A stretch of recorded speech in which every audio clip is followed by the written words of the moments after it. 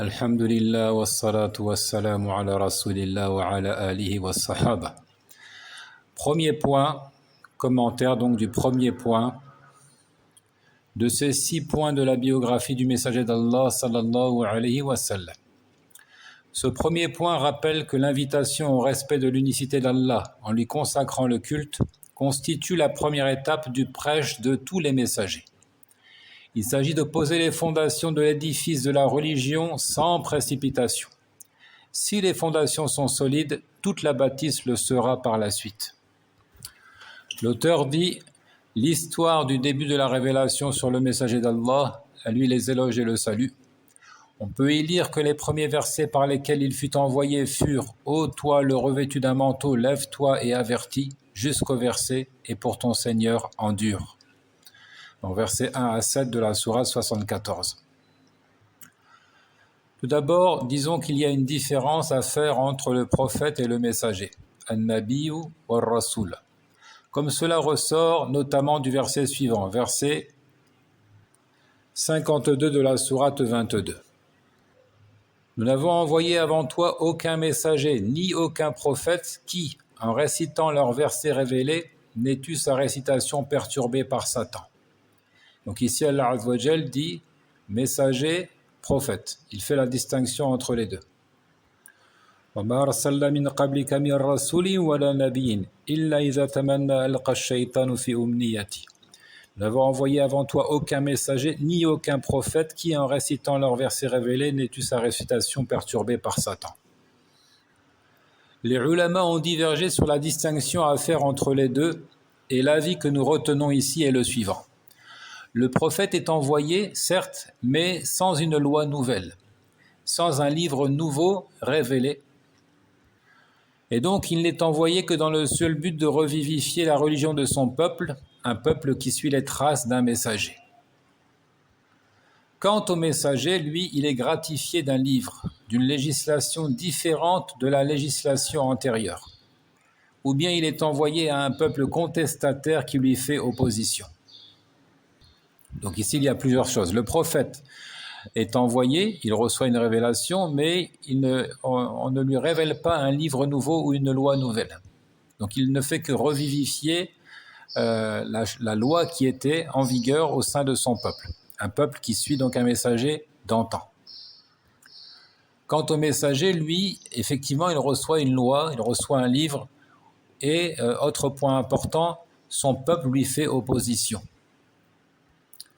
Cela est prouvé par la narration suivante. Les fils d'Israël sont conduits par les prophètes.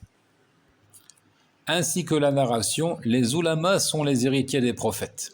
C'est-à-dire, ils enseignent ce qu'ils ont hérité du savoir révélé aux prophètes, sans rien en modifier, sans rien y ajouter. Donc le rôle des prophètes, d'un prophète, c'est de conduire son peuple, de le conduire au moyen d'une loi existante. Les ulama sont les héritiers des prophètes, c'est-à-dire comme eux, ils ne font que suivre ce qui existe déjà sans rien y ajouter. Donc Rasoul et Nabi, ces vocables s'inscrivent dans la règle qui dit « s'ils sont cités isolément, l'un englobe l'autre, mais s'ils sont cités simultanément, à chacun il échoit un sens spécifique ». C'est une règle qui s'applique à un grand nombre de vocables dans la révélation. Rangeons dans cette catégorie-là la foi et l'islam, al-iman ou l'islam, ou encore la pauvreté et la misère, al-maskana ou al-faqr, et bien d'autres choses encore. Lorsqu'ils sont cités isolément, c'est-à-dire si je me contente de dire Rasoul, cela englobe l'idée de Nabi, de prophète. Mais si je fais une citation simultanée des deux, comme dans le verset cité plus haut, nous n'avons envoyé avant toi aucun messager ni aucun prophète, c'est qu'à chacun des deux, il y a un sens particulier à donner. Donc la règle en arabe, إِذَا اجْتَمَعَ افترق وإذا افترق اجتمع. Muhammad sallallahu alayhi wa sallam est devenu prophète en recevant la révélation des premiers versets de la sourate 96, Al-Alaq. Lorsque le Très-Haut dit « Lis par le nom de ton Seigneur qui a créé, qui a créé l'homme d'un grumeau de sang, lis car ton Seigneur est le plus noble, qui enseigna par le kalam, qui enseigna à l'homme ce qu'il ne savait pas. Donc ce n'est pas toute la sourate, hein. Il n'a pas reçu toute la sourate d'un coup, mais les versets, là où je viens de m'arrêter, qui enseigna à l'homme ce qu'il ne savait pas. Ce furent les premiers versets révélés. Puis il fut envoyé, donc il est devenu prophète Nabi avec Iqra bismi rabbika alladhi khalaq, et il est devenu Rasoul, envoyé par la révélation de la sourate 74 à Al-Mudaththir, le revêtu d'un manteau. Ô toi le revêtu d'un manteau, lève-toi et avertis, la grandeur de ton Seigneur exalte-la, tes vêtements purifie-les, l'idolâtrie éloigne-t'en, ne te targue pas d'avoir beaucoup donné en espérant recevoir davantage en retour et pour ton Seigneur endure. Versets 1 à 7 de la sourate 74. Donc dans ces versets, Allah lui commande d'avertir et de transmettre à sa communauté. Lève-toi et avertis. Que doit-il transmettre? L'ordre de s'éloigner des idoles, de bannir les cultes rendus aux fausses divinités, qu'il s'agisse des anges, des prophètes, des hommes pieux, des djinns, des arbres ou des pierres.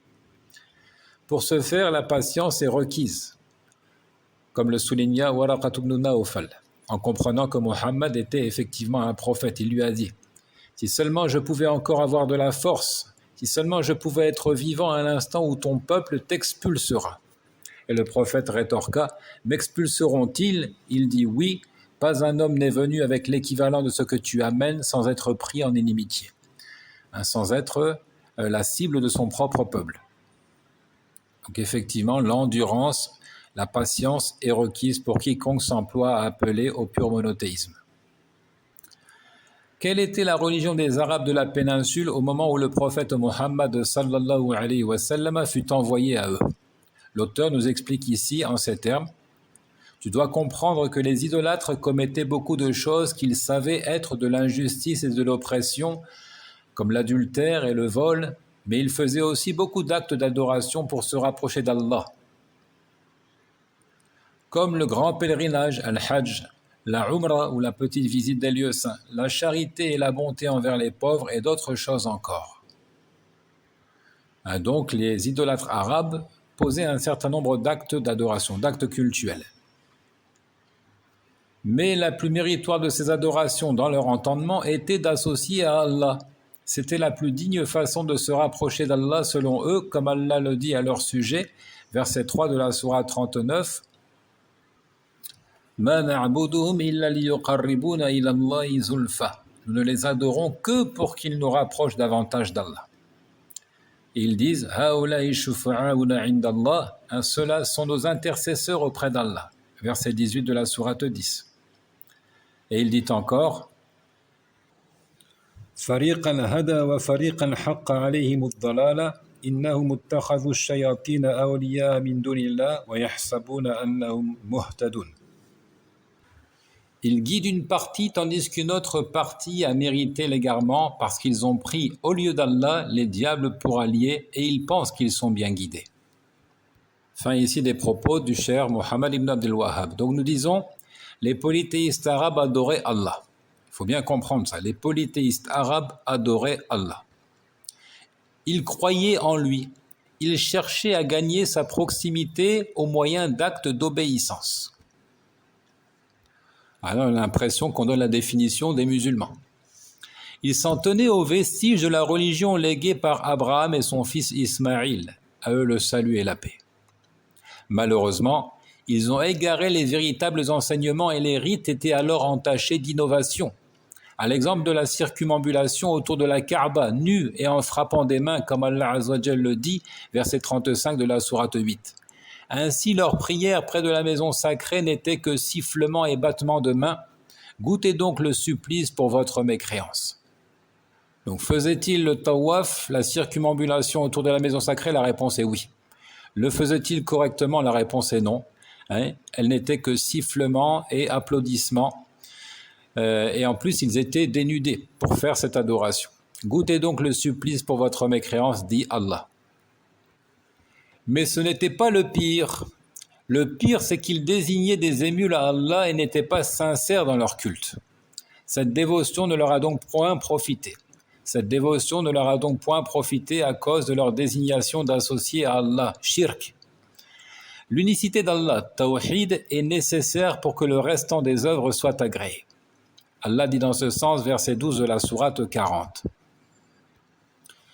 Cela est ainsi, leur sera-t-il répliqué, car quand Allah était seul invoqué, vous mécroyiez, et quand des associés lui étaient prêtés, vous croyiez.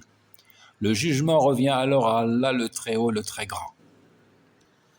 ذلكم بأنه إذا دعي الله وحده كفرتم وإن يشرك به تؤمنوا فالحكم لله العلي الكبير. Et Allah dit, verset 10 de la sourate 35, « Vers lui monte la bonne parole, quant à l'œuvre de bien, il l'élève bien haut. »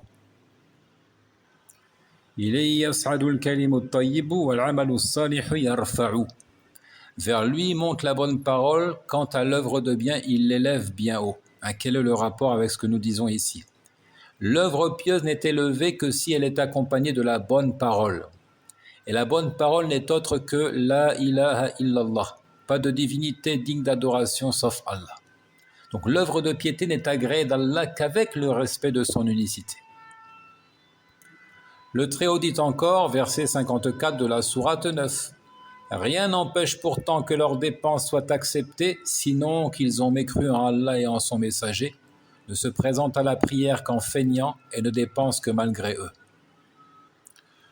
وَمَا مَنَعَهُمْ أَنْ تُقْبَلَ مِنْهُمْ نَفَقَاتُهُمْ إِلَّا أَنَّهُمْ كَفَرُوا بِاللَّهِ وَبِرَسُولِهِ.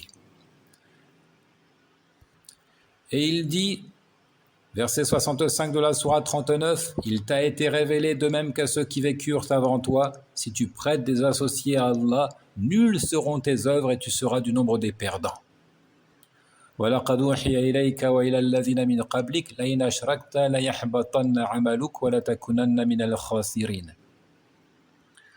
Et Allah exprime en ces termes la réaction des idolâtres face aux prêches du messager. Fera-t-il des divinités un Dieu unique? C'est vraiment chose étrange. Verset 5 de la sourate 38. أَجَعَلَ الْآلِهَةَ إِلَهًا وَاحِدًا إِنَّ هَذَا لَشَيْءٌ عُجَابٌ. Et il dit, verset 35 de la sourate 37, « Eux qui, lorsque leur était dit « Il n'y a point d'autre divinité qu'Allah » se montraient dédaigneux et disaient « Devons-nous renoncer à nos divinités au profit d'un poète fou ?» إنهم كانوا إذا قيل لهم لا إله إلا الله يستكبرون ويقولون أئنا لتاركو آلهتنا لشاعر مجنون. Donc telle a été la réaction des idolâtres face aux prêches du messager. Fera-t-il des dieux un seul Dieu, ces choses étranges? Et lorsqu'on les invitait à dire « Il n'y a de divinité digne d'adoration qu'Allah », ils se montraient orgueilleux, hautains, dédaigneux. Ils disaient « Devons-nous renoncer à nos divinités au profit d'un poète fou ?»